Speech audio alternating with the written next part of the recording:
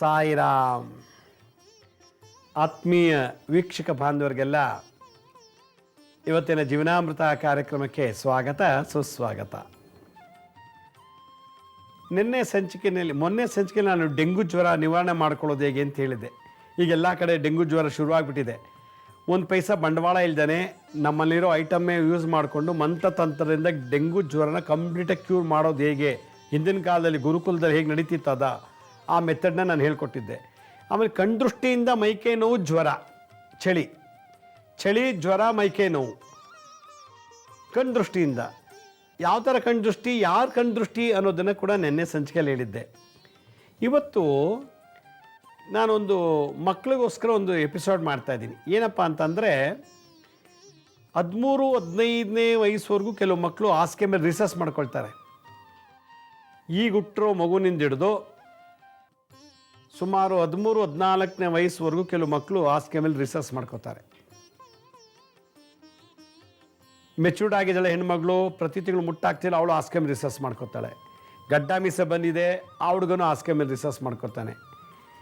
12 ವರ್ಷ ತನಕ ಬಾಲಾರಿಷ್ಟ ಇರುತ್ತೆ ಅಂತ ಹೇಳುತ್ತೆ ಶಾಸ್ತ್ರದಲ್ಲಿ. ಈ 12 ವರ್ಷ ತನಕ ಬಾಲಾರಿಷ್ಟ ನಡೆಯುವಾಗ ಕೆಲವು ಮಕ್ಕಳು ಹಾಸಿಗೆ ಮೇಲೆ ರಿಸರ್ಚ್ ಮಾಡ್ಕೊಳ್ತಾರೆ. ಹೀಗಾಗಿ ಹಾಸಿಗೆ ಮೇಲೆ ರಿಸರ್ಚ್ ಮಾಡ್ಕೋತಾನಲ್ಲ ಅನ್ನೋದೇ ಒಂದು ದೊಡ್ಡ ರೋಗ, ದೊಡ್ಡ ಸಮಸ್ಯೆ. ಮೊನ್ನೆ ದೊಡ್ಡ ರಾಧ ಅಂತ ಅವ್ನ ಪಕ್ಕ ಮಲ್ಕೊಳಕ್ಕಾಗಲ್ಲ, ರಾತ್ರೆಲ್ಲ ರಿಸರ್ಚ್ ಮಾಡಿಬಿಡ್ತಾನೆ. ಆ ವಾಸನೆಯಿಂದ ನಮ್ಗೆ ನಿದ್ದೆ ಬರೋದಿಲ್ಲ, ಬೇಗ ಎದ್ಬಿಡ್ತೀವಿ ಅಂತ ತಂದೆ ತಾಯಿದು, ಅಣ್ಣ ತಮ್ಮಂದಿರು, ಅಕ್ಕ ತಂಗಿರಿಗೆ ಗಲಾಟೆ. ಎರಡನೇದು, ಇಂಥವ್ನು ಎಲ್ಲೂ ಕರ್ಕೊಂಡು ಹೋಗೋ ನಮಗೆ ಅಸಹ್ಯ ಅನಿಸುತ್ತೆ. ಯಾರ ಮನ್ನಾರು ಕರ್ಕೊಂಡು ಹೋಗೋದು ಅಲ್ಲ, ರಿಸರ್ಚ್ ಮಾಡಿಬಿಟ್ರೆ ಅವು ನಮ್ಮ ಕೆಟ್ಟಾಗಿ ನೋಡ್ತಾರೆ. ಒಂದು ಫಂಕ್ಷನ್ಗೆ ಹೋಗೋಂಗಿಲ್ಲ, ಒಂದು ಟ್ರಿಪ್ಗೆ ಹೋಗೋಂಗಿಲ್ಲ, ಒಂದು ಯಾವುದೋ ಊರಿಗೆ ಹೋಗೋಂಗಿಲ್ಲ, ಯಾರ ಫ್ರೆಂಡ್ ಮನೆಗೆ ಹೋಗಲ್ಲ. ಅಲ್ಲಿ ಹೋಗೇನಾದ್ರು ಕರ್ಕೊಂಡು ಹೋಗ್ಬಿಟ್ರೆ ಹಾಸಿಗೆ ಮೇಲೆಲ್ಲ ರಿಸರ್ಚ್ ಮಾಡ್ಕೊಂಡ್ಬಿಟ್ರೆ ಅವ್ರು ಏನು ಅನ್ಕೋತಾರೆ, ನಮ್ಮನ್ನು ಏನು ಇಷ್ಟು ವಯಸ್ಸಾಗಿದೆ ಈಗಲೂ ಹಾಸಿಗೆ ಮೇಲೆ ರಿಸರ್ಚ್ ಮಾಡ್ಕೊತಾರಲ್ಲ, ನೀವು ಅದಕ್ಕೇನು ಸರಿಯಾಗಿ ಮಾಡಲಿಲ್ವಾ ಅಂತ ನಮ್ಗೆ ಅವಮಾನ ಆಗುತ್ತೆ. ಅದಕ್ಕೆ ಈ ಗೋಳಿಗೆ ನಾವು ಎಲ್ಲೂ ಹೋಗ್ತಾ ಇಲ್ಲ ಅಂತ ಹೇಳ್ತಾರೆ. ಹಾಸಿಗೆ ಮೇಲೆ ರಿಸರ್ಚ್ ಮಾಡ್ಕೊಳ್ಳೋದು ಅದು ಒಂದು ಮನೋರೋಗ ಅಂತ ನಾನು ಹೇಳ್ತೀನಿ. ಮನೋರೋಗ. ಹಾಸಿಗೆ ಮೇಲೆ ರಿಸರ್ಚ್ ಮಾಡ್ಕೊಳ್ಳೋದು ಕಾಯಿಲೆ ಅಲ್ಲ, ಅದೊಂದು ಮನಸ್ಸಿಗೆ ಸಂಬಂಧಪಟ್ಟಂಥ ಕಾಯಿಲೆ. ಕೈ ಕಾಲು ಚೆನ್ನಾಗಿದೆ, ಕಣ್ಣು ಚೆನ್ನಾಗಿದೆ, ಕಿವಿ ಚೆನ್ನಾಗಿದೆ, ಮೂಗು, ಬಾಯಿ, ಹಲ್ಲು, ತುಟಿ ಎಲ್ಲ ಸರ್ವಾಂಗಗಳು ಚೆನ್ನಾಗಿದೆ, ಆದರೆ ರಾತ್ರಿ ಹೊತ್ತು ರಿಸರ್ಚ್ ಮಾಡ್ಕೊಂಡ್ಬಿಡ್ತಾರೆ. ಕೆಲವರು ಮನೇಲಿ ಮಕ್ಕಳನ್ನ ಪಕ್ಕದಲ್ಲಿ ಮಲಗಿಸ್ಕೊಳ್ಳೋದಿಲ್ಲ, ಸಪ್ರೇಟಾಗಿ ಮಲಗಿಸ್ಬಿಡ್ತಾರೆ. ಅವ್ರಿಗೆ ಹಾಸಿಗೆನೇ ಕೊಡೋಲ್ಲ. ಒಂದು ಚಾಪೆ ಹಾಕಿ ಅದ್ರ ಮೇಲೆ ಒಂದು ಗೋಣಿ ಚೀಲ ಹಾಕ್ಬಿಟ್ಟು ಒಂದು ಪ್ಲಾಸ್ಟಿಕ್ ಪೇಪರ್ ಹಾಕಿ ಮಲಗಿಸ್ಬಿಡ್ತಾರೆ. ಎಷ್ಟಾರು ರಿಸರ್ಚ್ ಮಾಡ್ಕೊಳಪ್ಪ ನೀನು ಅಂತೇಳಿ. ಹೀಗೆ ಅವ್ರೇನು ಮಾಡ್ತಾರೆ, ಮಕ್ಕಳನ್ನ ದೂರದಲ್ಲಿ ಮಲಗಿಸೋದು. ಆಗ ಅವ್ರಿಗೊಂಥರ ಏನು, ನಮ್ಮನ್ನು ತುಂಬ ದೂರ ಮಲಗಿಸ್ತಾರಲ್ಲಪ್ಪ ಅಂತ ಮಕ್ಕಳಲ್ಲಿ ಬೇಜಾರಾಗುತ್ತೆ. ಹಾಸಿಗೆ ಮೇಲೆ ರಿಸರ್ಚ್ ಮಾಡ್ಕೋತಿಯಲ್ಲ ಅದೊಂದು. ಇದು ಒಂದು ಸ್ಟೋರಿ. ಕೆಲವರು 40-50 ವರ್ಷ ಆಗಿರೋರು ಇದಕ್ಕಿದ್ದಾಗ ಹಾಸಿಗೆ ಮೇಲೆ ರಿಸರ್ಚ್ ಮಾಡ್ಕೊಂಡ್ಬಿಡ್ತಾರೆ. ಇದ್ದಕ್ಕಿದ್ದಾಗೆ ಹಾಸಿಗೆ ಮೇಲೆ ರಿಸರ್ಚ್ 60-70 ವರ್ಷ. ಯಾಕೆಂದರೆ ಅದರಲ್ಲೂ ಈ ಡಯಾಬಿಟಿಕ್ ಪೇಷಂಟ್ ಇರ್ತಾರಲ್ಲ, ಡಯಾಬಿಟಿಕ್ ಪೇಷಂಟು ಮಲಗಿರ್ತಾರೆ, ಟಾಯ್ಲೆಟ್ ಅಷ್ಟು ದೂರದಲ್ಲಿ ಇರ್ತದೆ, ಅವ್ರಿಗೆ ಇಲ್ಲಿಂದ ಎದ್ದು ಹೋಗಬೇಕು ಅನ್ನೋಷ್ಟರೊಳಗೆ ರಿಸರ್ಚ್ ಮಾಡ್ಕೊಂಡ್ಬಿಡ್ತಾರೆ. ಅವ್ರಿಗೆ ಅರಿವಿಲ್ದಂಗೆ ಹಾಸಿಗೆ ಮೇಲೆ ರಿಸರ್ಚ್ ಆಗಿಬಿಡ್ತದೆ, ಮೂತ್ರ ವಿಸರ್ಜನೆ ಮಾಡಿಬಿಡ್ತಾರೆ. ಯಾಕೆಂದರೆ ಡಯಾಬಿಟಿಕ್ ಪೇಷಂಟ್ ಆಗಾಗ ರಿಸರ್ಚ್ ಮಾಡ್ತಿರ್ತಾರೆ, ಯೂರಿನೇಷನ್ ಅಂತಾರೆ. ಎರಡನೇದು, ಅವ್ರಿಗೆ ಕೈಕಾಲು ನಡೆಯೋಕ್ಕಾಗಲ್ಲ. ಕೆಲವ್ರಿಗೆ ಈ ಆರ್ಥರೈಟಿಸು, ರೊಮೆಟೆಡ್ ಆರ್ಥರೈಟಿಸು, ಮಂಡಿ ನೋವು, ಬೆರಳು ನೋವು, ಈ ಥರ ಅವರು ರಾತ್ರಿ ಮಲಗಿರ್ತಾರೆ. ಮಲಗಿದ್ದಾಗ ಸಡನ್ನಾಗಿ ಎದ್ದು ಹೋಗೋಕ್ಕಾಗಲ್ಲ, ಯಾಕಂದರೆ ಮಂಡಿ ನೋವು, ಕಾಲು ನೋವಲ್ಲ. ಅವ್ರು ಹಂಗೆ ಅಲ್ಲಿ ರಿಸರ್ಚ್ ಮಾಡ್ಕೊಂಡ್ಬಿಡ್ತಾರೆ.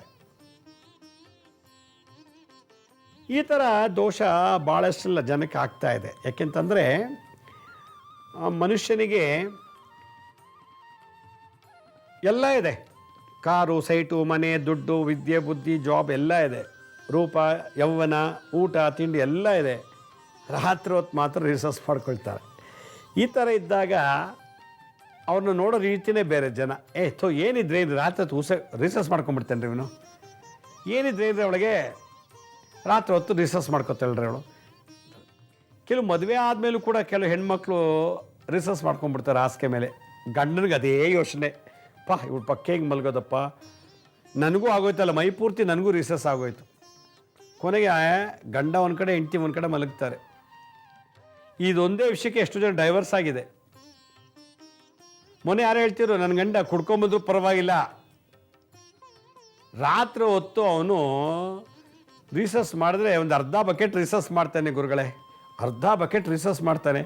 ಏನೆಲ್ಲ ನನಗೂ ಮೈ ಪೂರ್ತಿ ಅಭಿಷೇಕ ಆಗಿ ಕೆಳಗೂ ಚೆಲ್ಲಿರ್ತದೆ, ಆ ಲೆವೆಲಿಗೆ ರಿಸರ್ಚ್ ಮಾಡ್ತಾನೆ ನನ್ನ ಗಂಡ. ಇದಕ್ಕೇನಾದ್ರು ಮಂತ್ರತಂತ್ರ ಇದೆಯಾ ಅಂತ ಕೇಳ್ತಾರೆ. ನಿದ್ದೆಗಣ್ಣಲ್ಲಿ ಮುದ್ರೆ ಮಾಡೋಕ್ಕಾಗತ್ತಾ? ಮಾಡೋಕ್ಕಾಗಲ್ಲ. ಮಕ್ಕಳು ಬಿಡಿ ಏನೋ ಅನಿಸುತ್ತೆ, ಅವನು ಬೆಳಗ್ಗೆ ತುಂಬ ಸ್ಮೋಕ್ ಮಾಡ್ತಾನೆ, ಡ್ರಿಂಕ್ಸ್ ಮಾಡ್ತಾನೆ, ಚೆನ್ನಾಗಿ ಕುಡಿತಾನೆ, ರಾತ್ರಿ ಹೊತ್ತು ಬಂದು ಗಲಾಟೆ ಮಾಡಲು ಮಲ್ಕೋತಾನೆ. ಆದರೆ ಅವ್ನು ಎಷ್ಟು ಕುಡಿದಿದ್ದು ಅದು 10ರಷ್ಟು ರಿಸರ್ಚ್ ಮಾಡಿ ಹೊರಗೆ ಹಾಕ್ಬಿಡ್ತಾನೆ.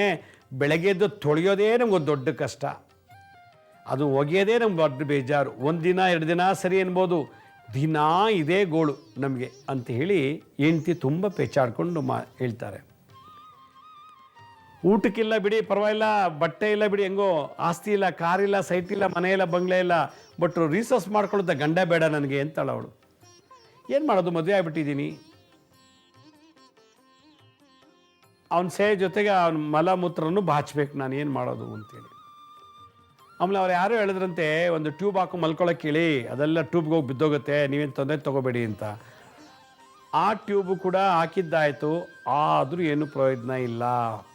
ಆ ಟ್ಯೂಬೇ ಬರ್ತೀಯಾವು ಇನ್ನೂ ಕೆಳಗೆ ಸುರಿಯುತ್ತಂತೆ ನೋಡಿ. ಹೀಗೆ ಈ ಥರದ್ದೊಂದು ಜಿಗುಪ್ಸೆ ಮನಸ್ಸಿನಲ್ಲಿ ಬಂದುಬಿಟ್ಟಿದೆ ಕೆಲವ್ರಿಗೆ. ಇಲ್ಲ ಹೆಂಡತಿ ರಿಸರ್ಚ್ ಮಾಡ್ಕೊತಾಳೆ ಹಾಸಿಗೆ ಮೇಲೆ, ಇಲ್ಲ ಗಂಡ ರಿಸರ್ಚ್ ಮಾಡ್ಕೊಳ್ತಾನೆ.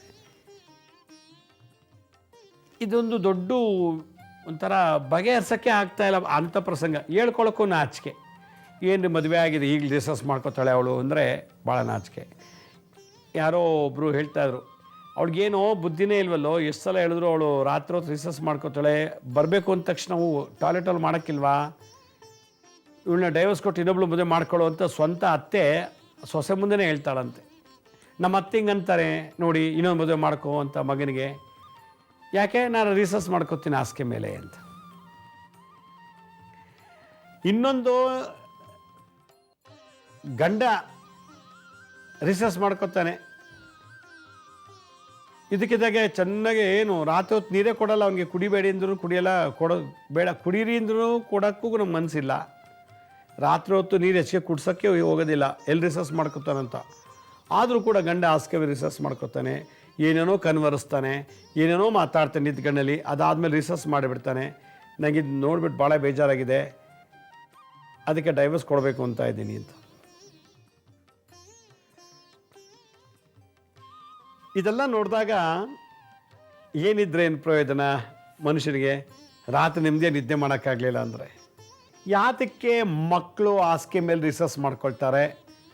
ವಯಸ್ಸಿಗೆ ಬಂದರೆ ಹುಡುಗ ಹುಡುಗಿ ಯಾಕೆ ರಿಸರ್ಚ್ ಮಾಡ್ಕೊಳ್ತಾರೆ? ಮದುವೆ ಆದಮೇಲೆ ಯಾಕೆ ರಿಸರ್ಚ್ ಮಾಡ್ಕೋತಾರೆ, ಮೂತ್ರ ವಿಸರ್ಜನೆ ಮಾಡ್ತಾರೆ? ಮದುವೆ ಆಗಿ ಮಕ್ಕಳಲ್ಲಾಗಿ ಮೊಮ್ಮಕ್ಕಳಿದ್ರು ಕೂಡ ಹಾಸಿಗೆ ಮೇಲೆ ರಿಸರ್ಚ್ ಮಾಡ್ಕೊಳ್ತಾರೆ ಅನ್ನೋದಿತ್ತು ಅಂದರೆ ಒಂದು ಬಲವಾದ ಕರ್ಮ ಸಿದ್ಧಾಂತ ಕಾರಣ ಇದೆ. ಪೂರ್ವ ಜನ್ಮದಲ್ಲಿ ನಾವೇನಾದರೂ ಜಲಮೃತ್ಯು ಆಗಿತ್ತು ಅಂದರೆ, ನೀರಿಗೆ ಬಿದ್ದು ಪ್ರಾಣ ಕಳ್ಕೊಂಡಿದ್ರೆ ಸ್ವಯಂ ಆತ್ಮಹತ್ಯೆ ದೋಷ, ನಮಗೆ ನಾವೇ ನೀರಿಗೆ ಬಿದ್ದು ಆತ್ಮಹತ್ಯೆ ಮಾಡ್ಕೊಂಡಿದ್ರೆ ಈ ಜನ್ಮದಲ್ಲಿ ಈ ರೋಗಕ್ಕೆ ತುತ್ತಾಗ್ತಾರೆ ಅಂತ ಹೇಳ್ತದೆ ಕರ್ಮ ಸಿದ್ಧಾಂತ. ಅದರಿಂದ ಯಾವುದೇ ಕಾರಣಕ್ಕೂ ನಾವು ನೀರಿಗೆ ಬಿದ್ದು ಆತ್ಮಹತ್ಯೆ ಮಾಡ್ಕೋಬಾರ್ದು ಅಂತ ಆಯಿತು. ನೀರಿಗೆ ಬಿದ್ದು ಪ್ರಾಣ ಕಳ್ಕೊಂಡಿದ್ರೆ ಹೋದ ಜನ್ಮದಲ್ಲಿ ಜಲತತ್ವ, ನೀರಿನ ಸಮುದ್ರ, ಜಲ, ಬಾವಿ ಇಂಥ ಜಾಗದಲ್ಲಿ ಬಿದ್ದು ಪ್ರಾಣ ಕಳ್ಕೊಂಡಿದ್ದಂಥವ್ರು ಮತ್ತೆ ಹುಡ್ತಾರೆ. ಹುಟ್ಟಿದ ಮೇಲೆ ಈ ರೀತಿ ತುತ್ತಾಗ್ತದೆ. ಕೆಲವರಿಗೆ ಬಾಲಾರಿಷ್ಟ ಮುಗಿದ ತಕ್ಷಣ ನಿಂತೋಗುತ್ತೆ, ಕೆಲವರಿಗೆ ಮದುವೆ ಆಗೋವರೆಗೂ ನಿಂತೋಗುತ್ತೆ, ಮದುವೆ ಆದಮೇಲೆ ಮೂತ್ರ ವಿಸರ್ಜನೆ ಆಗಲ್ಲ, ಕೆಲವರಿಗೆ ಮದುವೆ ಆದಮೇಲೆ ಶುರುವಾಗುತ್ತೆ ನೋಡಿ, ಮದುವೆ ಆದಮೇಲೆ ಶುರುವಾಗುತ್ತೆ, ಕೆಲವರಿಗೆ ಮದುವೆ ಆಗಿ ಮಕ್ಕಳಾಗಿ ಮೊಮ್ಮಕ್ಕಳಾದಮೇಲೆ ಶುರುವಾಗುತ್ತೆ. ಇದು ಅವರವರ ಕರ್ಮಾನುಸಾರವಾಗಿ. ಅದಕ್ಕೆ ಜಲಮೃತ್ಯು ದೋಷ, ಸ್ವಯಂ ಆತ್ಮಹತ್ಯೆ ದೋಷ, ಅದರಲ್ಲೂ ಜಲ ನೀರಿಗೆ ಬಿದ್ದು ಪ್ರಾಣ ಕಳ್ಕೊಳ್ಳೋದು ದೋಷ ಅಂತ ಹೇಳಿಬಿಟ್ರು.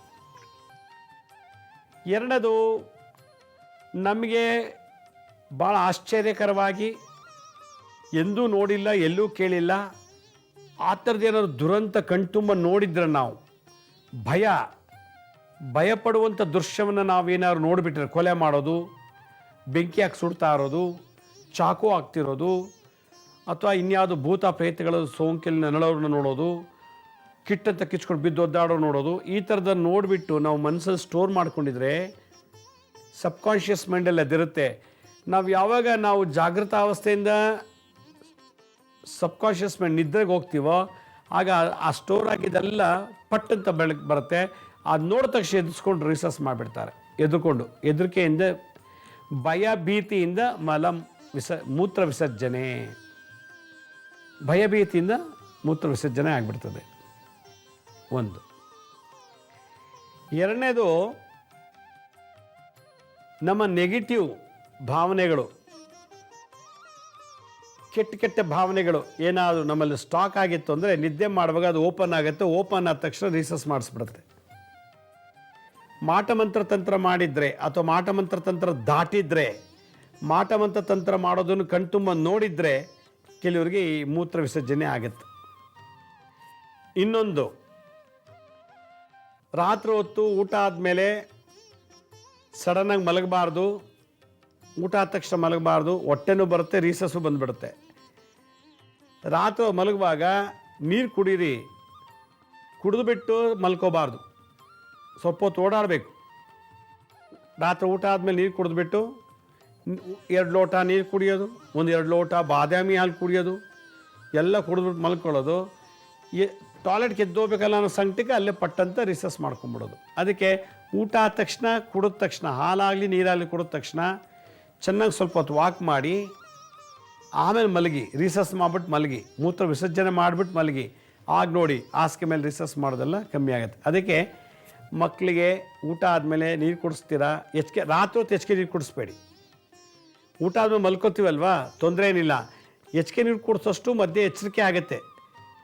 ನೀರು ಕುಡಿದೀತೀವಲ್ಲ, ರಿಸರ್ಚ್ ಮಾಡಲಿಕ್ಕೆ ಎಚ್ಚರಿಕೆ ಕೊಡುತ್ತೆ. ಅದರಿಂದ ನೀರು ಕುಡಿಸೋದು ಕಮ್ಮಿ ಮಾಡಿ. ಯಾವಾಗ ನೀರು ಕುಡಿಯೋದನ್ನು ಕಮ್ಮಿ ಮಾಡ್ತೀವೋ ಆಟೋಮೆಟಿಕ್ಕಾಗಿ ಮೂತ್ರ ವಿಸರ್ಜನೆ ಆಗೋದು ಕಮ್ಮಿ ಆಗುತ್ತೆ. ಹಗಲೊತ್ತು ಎಷ್ಟು ಬೇಕಾದ್ರೆ ಕುಡೀರಿ, ರಾತ್ರಿ ನೀರನ್ನ ಕಮ್ಮಿ ಕುಡಿಯೋದು, ಮಲಗೋದು ಪ್ರಾಕ್ಟೀಸ್ ಮಾಡಿ. ಒಂದು. ಎರಡನೇದು, ನಮ್ಮ ಭಾವನೆಗಳಲ್ಲಿ ಕಾಮದ ಆಸೆ ಜಾಸ್ತಿ ಆದಾಗ, ರಾತ್ರಿ ಮಲಗಿರ್ತೀವಿ, ಕಾಮದ ಆಸೆ, ಒಂದು ಹೆಣ್ಣು ಒಂದು ಹುಡುಗ ಕಾಮದ ಸುಖ ತಗೊಳ್ತಿರೋ ದೃಶ್ಯ ನೋಡ್ತೀವಿ, ಅಥವಾ ಏನೋ ಒಂದು ವಿಚಿತ್ರವಾದ ಸಿನಿಮಾ ನೋಡಿರ್ತೀವಿ, ಕಾಮಕ್ಕೆ ಸಂಬಂಧಪಟ್ಟಂಥದ್ದು, ಕಾಮಕ್ಕೆ ಸಂಬಂಧಪಟ್ಟಂಥ ಕೆಲವು ಫೋಟೋಸು, ವಿಡಿಯೋಗಳು, ಫಿಲಮ್ನ, ಟಿ ವಿ ಸೀರಿಯಲ್ ನೋಡಿರ್ತೀವಿ. ನಾವು ಮಲ್ಕೊಂಡಾಗ ಅದನ್ನು ಮೆಲುಕಾಗ್ತಿದ್ದಾಗ ಇದ್ದಕ್ಕಿದ್ದಾಗೆ ಅದು ಪ್ರಚೋದನೆ ಆದಾಗ ರೀಸಸ್ ಬಂದುಬಿಡುತ್ತೆ, ಮೂತ್ರ ವಿಸರ್ಜನೆ ಆಗಿಬಿಡ್ತದೆ. ಈ ಥರ ದೋಷ ಭಾಳಷ್ಟು ಜನಕ್ಕಿದೆ.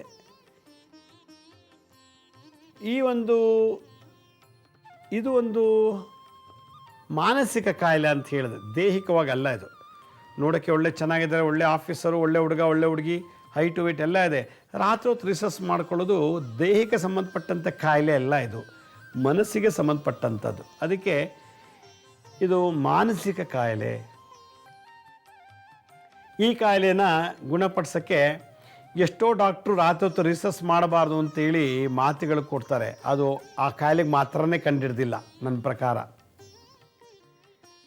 ಅಕಸ್ಮಾತ್ ಏನಾದ್ರು ಮಾತ್ರೆಗಳು ತೊಗೊಳಕ್ಕೆ ಶುರು ಮಾಡಿದ್ರೆ ದೊಡ್ಡವರಾದ್ಮೇಲೆ ಮಕ್ಕಳಾಗಲ್ಲ.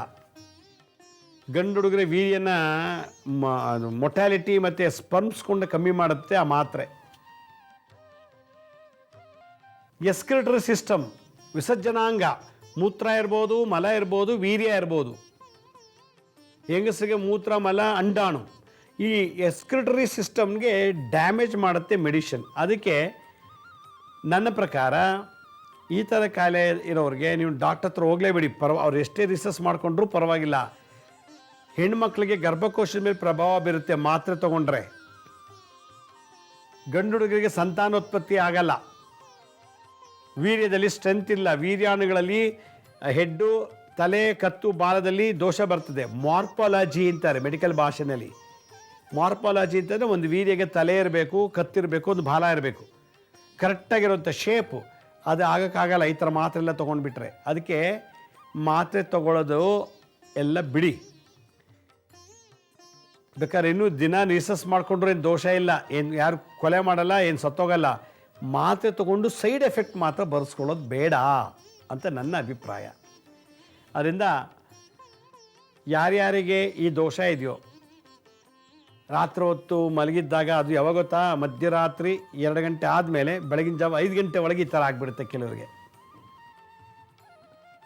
ಮಧ್ಯರಾತ್ರಿ 2 ಗಂಟೆ ನಂತರ ಅಥವಾ 1 ಗಂಟೆ ಮೇಲೆ, 1 ಗಂಟೆಯಿಂದ 5 ಗಂಟೆ ಒಳಗೆ ಮಧ್ಯರಾತ್ರಿ ಮಲಗಿದ್ದಾಗ ಅವ್ರು ಅರಿವಿಲ್ದಂಗೆ ರಿಸರ್ಚ್ ಮಾಡ್ಕೊಂಡ್ಬಿಡ್ತಾರೆ. ಇಂಥವ್ರು ಒಬ್ಬರೇ ಮಲ್ಕೊಳ್ಳೋದ್ರು ಒಳ್ಳೆಯದು, ಅಕ್ಕಪಕ್ಕದವ್ರ ಹತ್ರ ಮಲ್ಕೋಬಾರ್ದು. ಯಾರೋ ಒಬ್ಬ ಹುಡುಗ ಮದುವೆ ಮನೆಗೆ ಹೋಗಿ ಎಲ್ಲರೂ ಒಂದು ಹಾಲಲ್ಲಿ ಮಲಗಿದ್ದಾರೆ, ಅವನು ಅಲ್ಲೆಲ್ಲೋ ಮಲ್ಕೊಂಡು ರಿಸರ್ಚ್ ಮಾಡಿದ್ದಾನೆ, ಅದು ಹರ್ಕೊಂಡು ಅಲ್ಲಿ ಮಲಗಿರೋರ್ಗೆಲ್ರಿಗೂ ಬೆನ್ನಿಗೆ ಹೋಗಿ ಟಚ್ ಆಗಿದೆ. ಎಲ್ಲರೂ ದಡ್ಡಂತ ಎದ್ದುಬಿಟ್ರು, ಏನಪ್ಪ ಇದು ಮಳೆ ಬಂತ ಅಂತ ನೋಡಿದ್ರೆ ಆ ಹುಡುಗನ 15 ವರ್ಷ ಹುಡುಗ ರಿಸರ್ಚ್ ಮಾಡಿದ್ದಾನೆ, ಒಂದು ಅರ್ಧ ಬಕೆಟ್ ಬಿಟ್ಟಿರಬೇಕು, ಏನು ಎಲ್ರಿಗೂ ಟಚ್ ಆಗಿ ಎಲ್ಲ ಗಡಬಡ ಎದ್ಬಿಟ್ಟು ಏನು ಅವಾಗಲೇ ಹೋಗಿ ಸ್ನಾನ ಮಾಡಿ ಬಟ್ಟೆ ಎಲ್ಲ ಒಗೆಯೋಕ್ಕೆ ಶುರು ಮಾಡಿಬಿಟ್ರು. ಇವ್ನು ರಿಸರ್ಚ್ ಮಾಡಿ ನನ್ನ ಬಂದು ಟಚ್ ಆಗೋಯ್ತಲ್ಲ ಅಂತೇಳಿ. ಹೀಗೆ ಈ ಥರದ ದೋಷ ಇರೋರು ಒಂಟಿ ಮಲಗೋದು ಒಳ್ಳೆಯದು, ಗುಂಪಲ್ಲಿ ಮಲಗಬಾರ್ದು. ಯಾವ ಮಕ್ಕಳು ಹಾಸಿಗೆ ಮೇಲೆ ರಿಸರ್ಚ್ ಮಾಡ್ಕೊಳ್ತಾರೋ ರಾತ್ರಿ ಹೊತ್ತು ಅಥವಾ ಹಗಲು ಹೊತ್ತು, ವಯಸ್ಸಿಗೆ ಬಂದ ಹುಡುಗ ಹುಡುಗಿರು ರಾತ್ರಿ ಹೊತ್ತು ರಿಸರ್ಚ್ ಮಾಡ್ಕೊಳ್ಳೋದು, ಮದುವೆ ಆಗಿರೋರು, ಮಕ್ಕಳಾಗಿರೋರು, ಮಕ್ಕಳು ಮೊಮ್ಮಕ್ಕಳು ನೋಡೋಂಥ ವಯಸ್ಸಾದಂಥವ್ರು ಹಾಸಿಗೆ ಮೇಲೆ ರಿಸರ್ಚ್ ಮಾಡ್ಕೊಳ್ತಿದ್ರೆ ಗಾಬರಿ ಆಗೋ ಅವಶ್ಯಕತೆ ಇಲ್ಲ.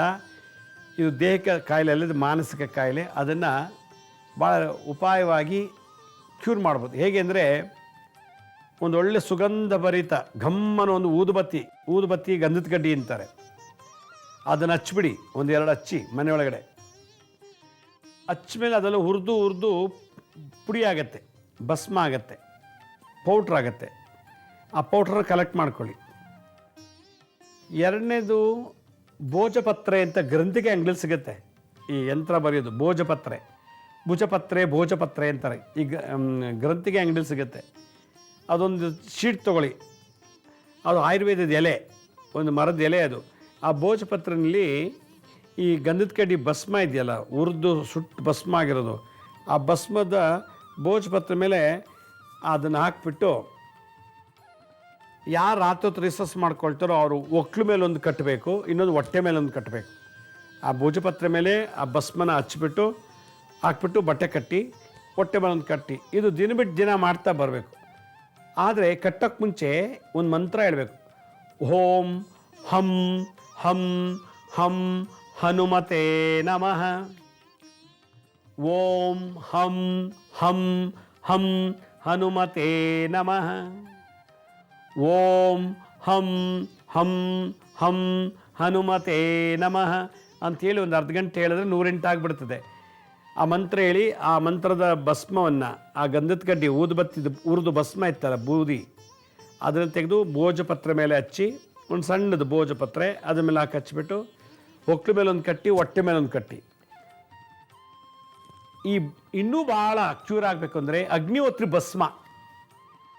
ಅಗ್ನಿಹೋತ್ರಿ ಭಸ್ಮವನ್ನು ತಗೊಳ್ಳಿ, ಭುಜಪತ್ರೆ ಮೇಲೆ ಅಥವಾ ಭೋಜಪತ್ರೆ ಮೇಲೆ, ಭುಜಪತ್ರೆ ಎರಡೂ ಒಂದೇ, ಗ್ರಂಥಿಗೆ ಅಂಗಡಿ ತೊಗೊಂಬನ್ನಿ.